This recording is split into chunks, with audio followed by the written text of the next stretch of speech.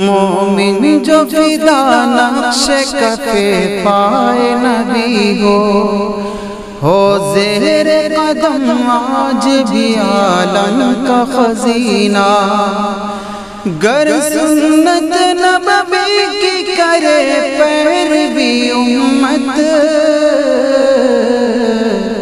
طوفان سے نکل جائے گا پھر اس کا سفینہ، طوفان سے نکل جائے گا پھر اس کا سفینہ۔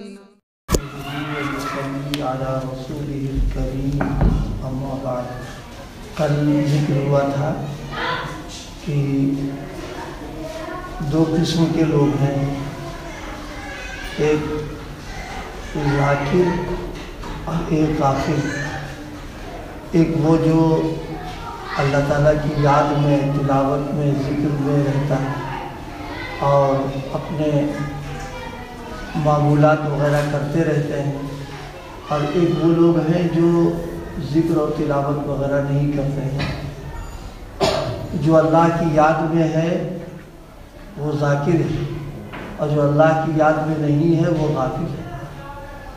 دونوں کی حالتوں میں بھی فرق ہے۔ غافل تو ایسا جیسے اندھیرے میں رہ رہا ہے، اور ذاکر جیسے اجالے میں رہ رہا ہے۔ جو شخص اجالے میں رہتا ہے، روشنی میں رہتا ہے، اس کو اندھیرے سے گھبراہٹ ہوتی ہے۔ ذرا سا دیر کے لیے اندھیرا ہو جائے تو فوراً جو ہے طبیعت بے چین ہو جاتی ہے، اور فکر ہوتی ہے کہ کسی طرح انتظام ہو، روشنی ہو جائے۔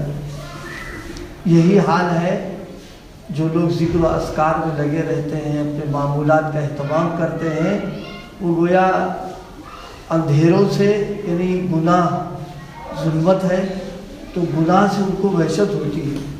اگر گناہ ہو گیا بشری تقاضے کی بنیاد پر تو فوراً توبہ، استغفار، رونا دھونا کہ اندھیرا یہ ختم ہو کسی طرح سے۔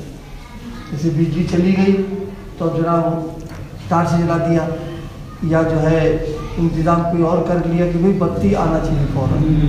اسی طریقے سے اگر ذاکر و شاغل آدمی سے گناہ ہو جائے، نافرمانی ہو جائے تو بس فوراً یہ جو دوری پیدا ہوئی اللہ سے ختم ہو جائے، اور یہ جو گناہ، یہ ظلمت پیدا ہو گئی فوراً ختم ہو۔ لیکن جو آدمی غافل ہوتا ہے وہ اندھیرے سے مانوس ہو جاتا ہے، اس مانوس ہونے کی بنا پر گناہ ہو گیا، کچھ نہیں، گناہ ہو گیا، کوئی بات نہیں، وہی اندھیرا تھا، اندھیرا اور بڑھ گیا، اس میں کیا ہے، تو اندھیرے میں رہی رہا وہ تو ہے۔ تو اس کو توبہ اور استغفار کرنے میں دیر ہوتی ہے، بلکہ بعض اوقات وہ ہلکے میں لے کر کے معاملے کو ختم کر دیتا، توجہ بھی نہیں کرتا اس کی طرف۔ یہ حالت جو ہے یہ خطرناک حالت ہے۔ ایک تو اندھیرے میں رہنا ہی خطرہ ہے، تو یہ اندھیرے ہی میں سارے نقصانات پہنچ جاتے ہیں انسان کو۔ گناہ ہونے کے بعد میں جو دوری پیدا ہوئی ہے، جو تعلق کمزور ہو گیا ہے، اللہ پاک توفیق عطا فرمائے کہ فوراً وہ کمزوری دور کرے، اور فوراً جو ہے وہ جو دوری ہوئی قربت سے بدلے، اور رونا، گڑگڑانا، آہوداری کرنا، معافی مانگنا، یہ عمل شروع کر دے اس پر۔ اسی کے ساتھ ایک بات یہ بھی ہے، کسی سے کوئی گناہ ہو جائے اور سارے لوگ مل کر کے اس کے گناہ کو معاف کرتے ہیں، وہ نہیں معاف ہوگا، اللہ کے معاف کرنے سے معاف ہوگا۔ یہ اللہ تعالیٰ نے مغفرت کا اور معافی کا معاملہ اپنے سے رکھا ہے، دوسرے سے نہیں جوڑا۔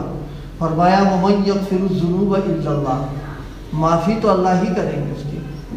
ایک بات اس سے یہ معلوم ہو گئی، جیسے بعض لوگوں کے ہاں ہے کہ صاحب وہ پیر صاحب یا جو ہے دینی اعتبار سے کوئی بڑے ہوتے ہیں، وہ انہوں نے معافی نامہ لکھ دیا اور معاف ہو گیا۔ یہ نہیں کوئی مسئلہ ہے، یہ اللہ کے ساتھ معاملہ ہے۔ کسی سے گناہ ہو جائے اور سارے بزرگان دین اور اولیاء اللہ مل کر کے کہتے ہیں کہ تمہارا گناہ معاف ہو گیا، وہ نہیں معاف ہوگا۔ معاف ہونے کا معاملہ تو اللہ تعالیٰ کے ساتھ میں ہے۔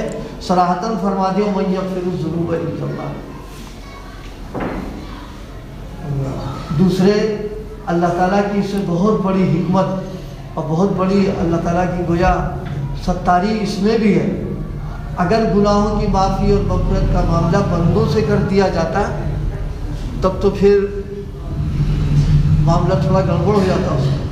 گڑبڑ یہ ہو جاتا کہ جناب والا جو معاف کرنے والا ہے وہ مستقل احسان جتاتا کہ بھول گئے ہم نے تم کو معاف کیا، ہم نے تم کو معاف کیا. اللہ تعالیٰ نہیں چاہتے ہیں کہ میرے گنہگار بندے ان کو کوئی جو ہے اس طریقے کی کوئی تانا دے، اس طریقے کی کوئی بات کرے، بس میرے ہی سے معاملہ رہے ان کا تو میں ان کو معاف کر دوں گا اور میں ان کے سارے نکاح کو ختم کر دوں گا. اس میں یہ بھی اللہ کا بہت بڑا انعام ہے، بہت بڑا احسان ہے کہ اس انداز پر سوچا جائے کہ اگر معافی تلافی کا معاملہ انسانوں سے ہوتا یا مذہبی رہنماؤں سے ہوتا تو ان کے سامنے مستقل ایک مسئلہ لگا رہتا. کوئی بات ہو گئی فوراً تارا دیا، ارے تو وہی فلاں گناہ ہوا تھا، فلاں قصوروار ہم نے تمہارے ساتھ یہ کر دیا. فرمایا نہیں، یہ ہمارے بندے ہیں، ہم ان کے ساتھ یہ معاملہ جو ہے ہم خود کریں گے، کوئی دوسرا نہیں کرے گا اس میں. وَمَن يَغْفِرُ الذُّنُوبَ إِلَّا اللَّهُ. واقعہ لکھا ہے سیدنا حضرت یوسف علیہ السلام کا معاملہ پیش آیا تھا اور اخیر میں بھائیوں کی غلطی ظاہر ہو گئی تو حضرت یوسف علیہ السلام نے معاف کر دیا. حضرت یعقوب علیہ السلام نے بھی کیا، معاف ہو گیا وہاں پر. اب بھائیوں نے ایک بات کہی جو علامہ آلوسی رحمۃ اللہ علیہ نے نقل کی ہے. فرمایا کہ بیٹوں نے کہا اے بابا آپ نبی تو ہیں مگر خدا نہیں ہیں، آپ نبی ہیں خدا نہیں ہیں. بھائی یوسف نے ہمیں معاف کر دیا، بابا نے بھی معاف کر دیا، لیکن بابا کے اوپر جو بڑے مالک رب العالمین ہیں اگر انہوں نے ہمیں معاف نہیں کیا تو پھر معلوم نہیں ہمارا کیا ہو. ظاہر ہے یہ دونوں نبی ہیں، حضرت یوسف علیہ السلام بھی نبی ہیں اور حضرت یعقوب علیہ السلام بھی نبی ہیں اور ان دونوں نے معاف کر دیا تھا. اس سے نتیجہ نکل کر کے آیا سارے اولیاء اللہ مل کر کے کسی گنہگار کو اگر معاف کریں وہ معافی کا مسئلہ نہیں ہوگا. معافی کا مسئلہ اللہ تعالیٰ کے ساتھ ہے، اللہ معاف کرے گا تب معاف ہو پائے گا مسئلہ. اب اس سے ایک بات یہ بھی معلوم ہو گئی کہ صاحب نماز معاف کر دی، کہیں یہ معاف کر دیا، کہیں وہ معاف کر دیا، یہ کسی کے معاف کیے کہ نہیں ہوتا ہے. یہ تو اللہ کا فریضہ ہے، اس کو ادا کریں گے تب ہوگا. اللہ تعالیٰ ہی کسی عذر کی بنیاد پر ٹھیک نہیں چلو ہو گیا. یہ اب فرما رہے ہیں اس کے بعد میں حضرت یعقوب علیہ السلام 20 سال تک روتے رہے. جب صاحبزادوں نے یہ کہا کہ اللہ تعالیٰ کی معافی کا معاملہ ہے بغیر اس کے نہیں ہوگا، وہ روتے رہے کہ اللہ میرے بیٹوں کی مغفرت کے لیے وحی نازل فرما دیجیے. ایک دن جبریل علیہ السلام آئے اور فرمایا بذریعہ وحی آپ کے بیٹوں کی توبہ قبول ہونے کی بشارت ہوگی. کہتے ہیں حضرت یعقوب علیہ السلام کو کھڑا کیا، ان کے پیچھے حضرت یوسف علیہ السلام کو کھڑا کیا، پھر ان کے اور جو بھائی تھے ان کو ان کے پیچھے کھڑا کیا. کیا دعا مانگی؟ اصلا دعا کو سنانا تھی، عجیب انداز میں دعا مانگی کرتے ہیں. حضرت یوسف علیہ السلام حضرت جبریل علیہ السلام نے سرکاری مضمون سے دعا کرائی. فرمایا کہ آپ سب یہ دعا مانگیے، یا رجاء المؤمنین لا تقطع رجاءنا، اے ایمان والوں کی آخری امید اپنی رحمت سے ہماری امیدوں کو نہ کاٹیے. ظاہر ہے سب سے دنیا کے جتنے سہارے ہیں اور جتنی امیدیں ہیں آخری سہارا جو ہے وہ اللہ ہی کا ہے اور آخری امید جو ہے اللہ تعالیٰ ہی سے ہے کیونکہ وہی سب چیزوں کا مالک ہے. تو انہوں نے مضمون دعا مانگی، اے ایمان والوں کی آخری امید اپنی رحمت سے ہماری امیدوں کو نہ کاٹیے کہ آپ کے بعد ہمارا کوئی آخری عدالت اور سپریم کورٹ نہیں ہے. یہاں کے بعد پھر مجرم کہاں جائے گا؟ بھائی مقامی عدالت میں ہو گئے، ہائی کورٹ لے کے چلے گئے، اب سپریم کورٹ پہنچ گیا آخری عدالت، اب کہاں لے کر کے جائیں گے؟ یعنی گویا آپ کا بس دربار آخری دربار ہے، تو یہاں سے مایوس نہ کریے آپ کو. یا غیاث المؤمنین اغیثنا، اے ایمان والوں کی فریاد کو سننے والے ہماری فریاد سن لیجیے. یا معین المؤمنین اعنا، اے ایمان والوں کے مددگار ہماری مدد فرما دیجیے.